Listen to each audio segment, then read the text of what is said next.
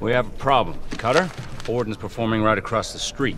That's Robert Angier from The Prestige, none too happy to learn that his arch-rival will be doing the same act that he does at pretty much the same place and time, which is ironic because just 3 months before The Prestige made its worldwide debut, audiences were treated to a completely different genre film about stage magic in the late 19th century, The Illusionist. An amused public quickly spotted the suspiciously similar-looking concepts and wondered who ripped off who, because it couldn't just be a coincidence, could it? Well, before we try and figure out how the trick was done, why not take a moment to subscribe to the Nerdstalgic channel?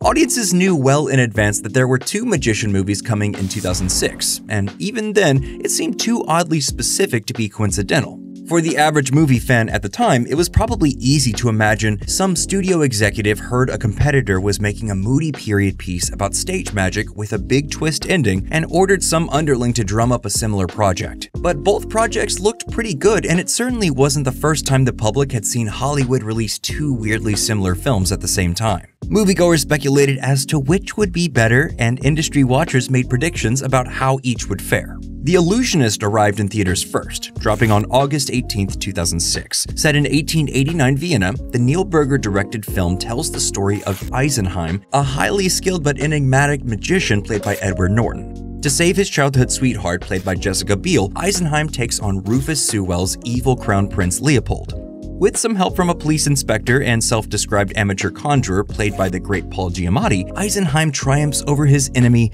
in an ending that reveals nothing was ever what it seemed. A dark, class-conscious story with a fairy tale atmosphere. The movie was a hit with critics and audiences, and everyone waited to see how The Prestige would compare. Luckily, it wouldn't have to wait long because it had a world premiere on August 17, 2006, and its wide release just a few days later. Set in 1890s London, the Christopher Nolan-directed film tells the story of 2 rival stage magicians, played by Hugh Jackman and Christian Bale.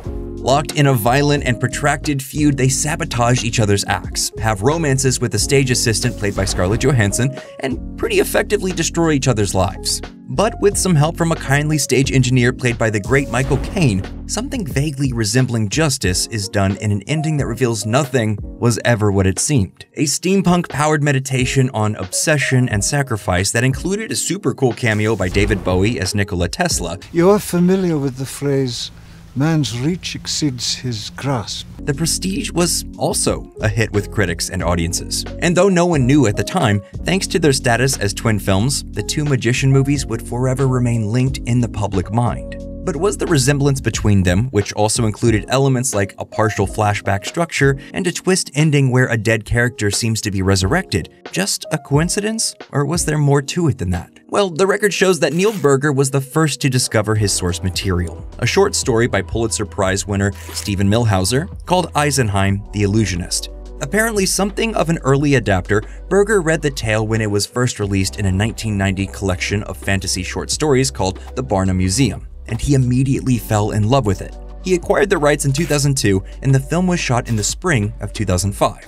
Christopher Nolan, on the other hand, didn't learn of Christopher Priest's 1995 novel The Prestige until somewhere around 1999 or 2000, when a producer sent the book to him and suggested it would make a good movie for him to direct. He acquired the rights in 2001 and was preparing to shoot the film in 2003 when WB pulled up the bat signal and he was hired to direct what would become Batman Begins. To work on the movie, Nolan put a pin on the other project. But as soon as he was done with Batman, Nolan went back to work on The Prestige and cameras rolled in January of 2006. But if it hadn't been for Batman Begins, it's hard not to conclude that The Prestige might have reached theaters as much as 2 years before The Illusionist, which is to say that the arrival of these 2 films, first conceived nearly a decade apart at the box office at nearly the exact same time, was, in fact, just a coincidence. And it's a bigger coincidence than it seems because The Prestige and The Illusionist weren't even the only 2 magician movies to come out in late 2006.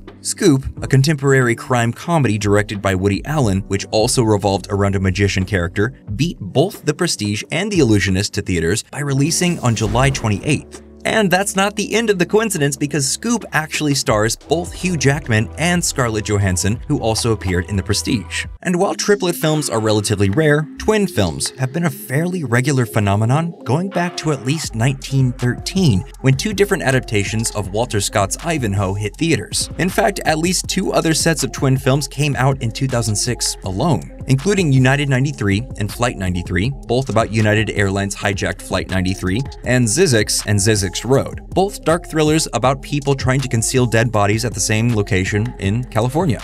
Other famous modern examples include Dante's Peak and Volcano, which both came out in 1997, Deep Impact and Armageddon, both from 1998, 2005's Capote and 2006's Infamous, 2013's White House Down, and Olympus Has Fallen, and dozens of others, way too many to be explained by coincidence alone. This is one of the reasons why those who suspected The Prestige was directly motivated by the production of The Illusionist, or vice versa, weren't entirely unjustified, because that kind of thing definitely happens too, and in a lot of different ways. For example, John Lasseter believes that DreamWorks' Antz was deliberately initiated as a part of a scheme by Jeffrey Katzenberg to blackmail Pixar into changing the release date for A Bug's Life. And while Katzenberg has denied it, the fact that DreamWorks brought out an entire animation studio under the condition it completes Antz before Pixar could release their Bug movie certainly doesn't do much to defuse the accusation. But here's where the world that The Prestige and The Illusionist shed light on comes into full view.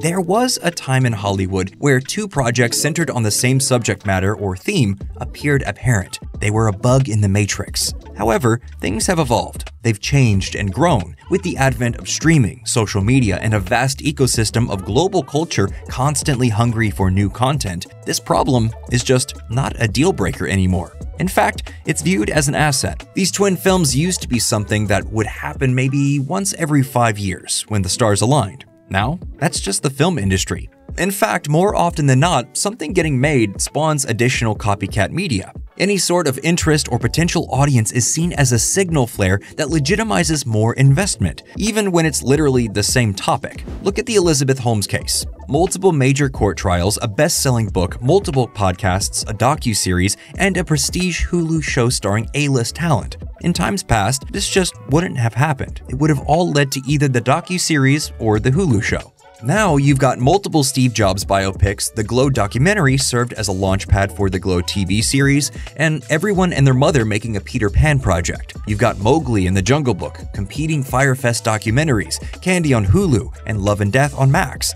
The media landscape just doesn't care that something is similar or the exact same story that was previously told. And the chief example of this brave new status quo, the biggest and most crowd-pleasing entities on the block, Marvel and DC. They're both telling multiverse stories, and they're going to be for quite some time. Over the last few years, we've seen Spider-Verse 1 and 2, Loki, Multiverse of Madness, Quantumania, and No Way Home. And that's to say nothing of the fact The Flash and other projects like Everything Everywhere All at Once and Mila in the Multiverse. The idea that films are unique little narrative islands that exist free of competition is just non-existent in today's world. That era is dead. There's more content being produced now more than ever. There's no claim to the subject, idea, or genre that is safe from multiple projects now. There's just too many people producing works to keep things the way they were. Which brings us back to The Prestige and The Illusionist. Everything comes down to execution now. One of these films is remembered as a classic from an auteur filmmaker at the peak of his craft. The other is the movie that came out at the same time as The Prestige. And more films are going to be put in this position due to the inevitability of competing projects. Is this a good thing? Are there enough eyeballs to keep this new streaming ecosystem alive? That's still up in the air. But what is for sure, just like in the case of The Prestige and The Illusionist, the best idea wins. So, what do you think?